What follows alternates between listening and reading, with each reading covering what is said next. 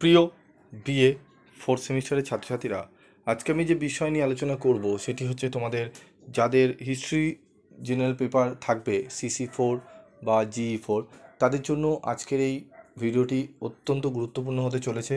কারণ আজকের এই ভিডিও ক্লাসে আমি তোমাদের যে বিষয় নিয়ে আলোচনা করব সেটি হচ্ছে তোমাদের ইতিহাসের এই যে পেপারটি, হিস্ট্রি অফ ইন্ডিয়া ফ্রম 1707 থেকে 1950, এই টাইম পিরিয়ডের মধ্যে আমাদের হিস্ট্রির ভারতের ইতিহাস সম্পর্কে জানতে হবে।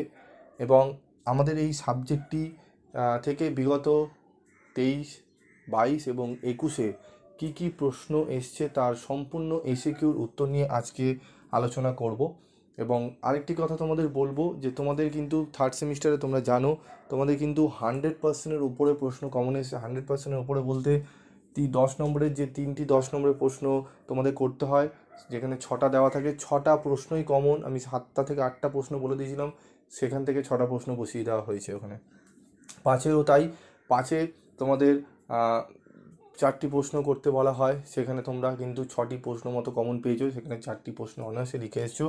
আর এসিকিউ তো একদম 15টি 30টি প্রশ্ন দিয়েছি, তার মধ্যে 15টি প্রশ্ন একদম বসিয়ে দেওয়া হয়েছিল।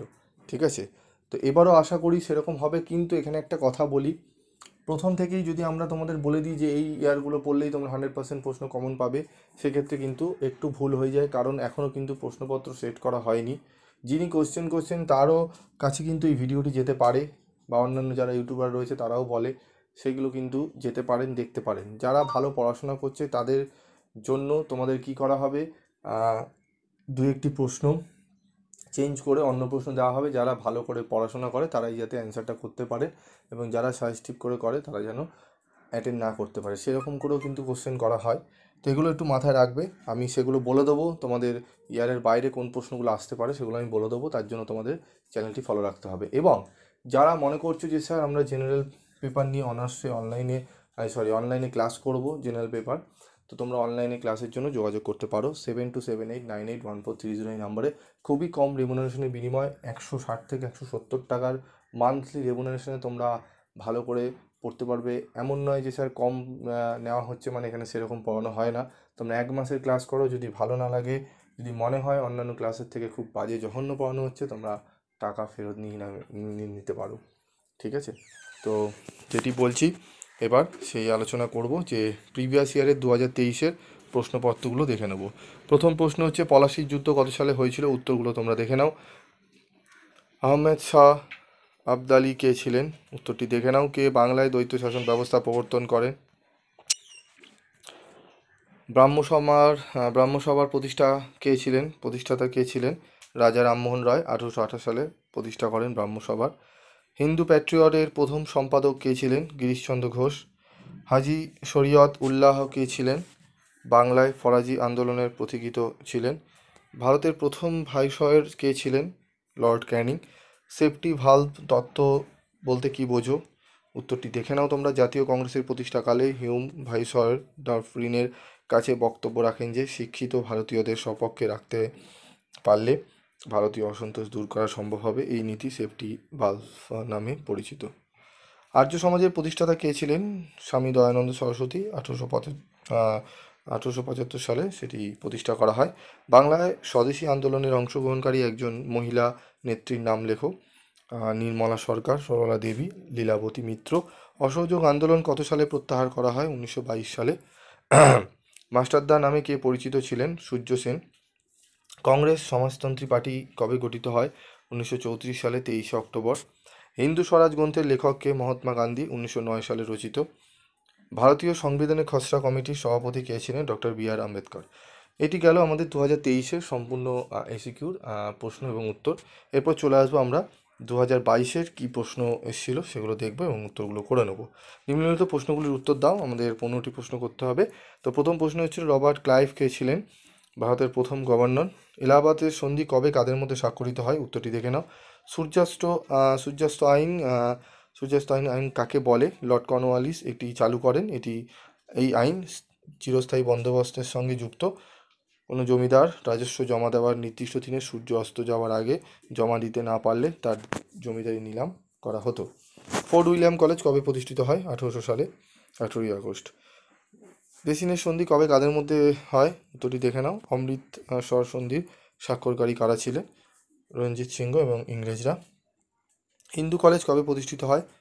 কলকাতা মেডিকেল কলেজ কবে প্রতিষ্ঠিত হয়? 1835 সালে লর্ড উইলিয়াম বেন্টিং করেন। 1817 সালের 20 জানুয়ারি কলকাতায় হয় হিন্দু কলেজ প্রতিষ্ঠা। তিতুমির কে ছিলেন? তিতুমির ছিলেন উত্তর চব্বিশ পরগনার ওয়াহাবি আন্দোলনের নেতা।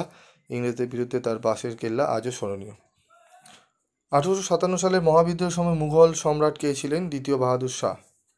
কলকাতা বিশ্ববিদ্যালয় কবে প্রতিষ্ঠিত হয়? 1857 সালে। বঙ্গভঙ্গ বিভাজন কবে রদ হয়? 1911 সালে। শুরু হয় 1905 সালে। বাংলার দুটি গুপ্ত সমিতির নাম উল্লেখ করো। অনুশীলন সমিতি এবং বেঙ্গল ভলেন্টিয়ার্স।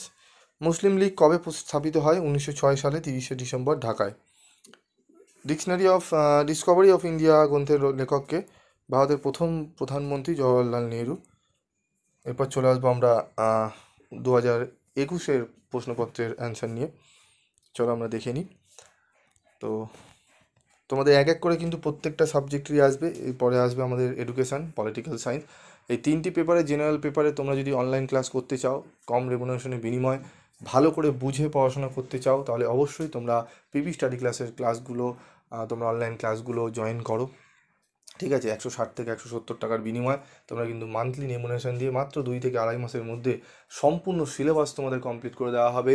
সপ্তাহে ক্লাস করানো হবে, তার পিডিএফ নোটস তোমাদের করানোর পরেই তোমাদের সেন্ড করা হবে। সেগুলো দেখে তোমরা কিন্তু অনায়াসে গুছিয়ে পড়ে নিতে পারবে। তোমাদের লাস্ট মিনিটের সাজেশনের বহু আগেই, পরীক্ষার বহু আগেই, তোমরা 1-1.5 মাস আগেই তোমাদের রেডি থাকবে সমস্ত প্রশ্ন, তোমাদের উত্তর। যদি প্রশ্ন টাফ করা হয় সেইভাবেও তোমাদের পড়ানো হয়। এখন ইয়ার ভিত্তিক প্রশ্ন তোমাদের অনেক কমন আসছে, তাই কোনো একটা পেপারে কিন্তু ইয়ার ভিত্তিক কোশ্চেন অনেক সময় হয় না, তখন কিন্তু বিপদে পড়বে। সেই অনুযায়ীও কিন্তু পড়ানো হয়। আমরা সেগুলো জানি কোন পেপারগুলো কীরকম করে করা হবে। সেগুলো একটু ভরসা করে তোমরা অনলাইন ক্লাসগুলো জয়েন করতে পারো। যদি অনলাইন ক্লাসও না করতে পারো যে স্যার আমরা পিডিএফ নোটস কিনবো, সেগুলোও তোমরা কালেক্ট করতে পারো। ঠিক আছে, সেগুলোর দামও কম রেমুনারেশনের মধ্যে তোমরা পেয়ে যাবে। তো দেখো, বক্সারের যুদ্ধ কত সালে হয়? কে বাংলায় দ্বৈত শাসন ব্যবস্থা প্রবর্তন করেন? উত্তরগুলো দেখে নাও। পিটের ভারত শাসন আইন কবে প্রবর্তিত হয়? 1784। সত্যবিলোপ নীতি কে প্রবর্তন করেন? লর্ড ডালহৌসি। ঠিক আছে, তারপর দেখো 1857 সালে মহাবিদ্রোহের সময় ভারতের গভর্নর জেনারেল কে ছিলেন? Lord Canning. Indian war of independence কে রচনা করেন? বিনায়ক দামোদর সাভারকার। নববঙ্গ সম্প্রদায় পরিচালিত যে কোনো একটি পত্রিকার নাম লেখো। পার্থেনন পত্রিকা। ব্রাহ্ম সমাজকে প্রতিষ্ঠা করেন? 1828 সালে রামমোহন রায়। রাউতওয়ারি বন্দোবস্তকে প্রবর্তন করেন? Thomas Munro. সাঁওতাল বিদ্রোহের যে কোনো একজন নেতার নাম লেখো। সিধু ও কানু। আরও অনেক নেতা রয়েছে, সেগুলোর নামগুলো তোমরা জেনে রাখতে পারো। ভারতীয় জাতীয় কংগ্রেসের প্রথম সভাপতি কে ছিলেন? উমেশচন্দ্র ব্যানার্জি। অসহযোগ আন্দোলন কত সালে প্রত্যাহার করে নেওয়া হয়? ঠিক আছে, উত্তরগুলো দেখে নাও। 1922 সালে গান্ধীজি এই আন্দোলন প্রত্যাহার করে নেন। ভারতের শেষ গভর্নর জেনারেল কে ছিলেন? চক্রবর্তী রাজা গোপালচারী। ভারতের গণপরিষদ কবে গঠিত হয়? 1946 সালে। ভারতীয় সংবিধানের খসড়া কমিটির সভাপতি কে ছিলেন? Doctor B R. আম্বেদকর। তো পুরোপুরি দেখলে তোমাদের পুরো 3টে ইয়ারের সম্পূর্ণ এসিকিউর অ্যান্সার তোমাদের করে দেওয়া হলো। পরবর্তী ভিডিওতে তোমাদের সিলেবাস এবং একদম 100%-এর ওপরে প্রশ্ন, তোমাদের কমনযোগ্য সাজেশান দেওয়া হবে। তোমরা একটু ওয়েট করো পিবি স্টাডি ক্লাসের সাজেশান পাওয়ার জন্য। আর তোমরা জানো বিগত 7 বছর ধরে তোমাদের কিন্তু পিবি স্টাডি ক্লাস যে সাজেশান দিয়ে আসছে সেগুলো কতটা কমন।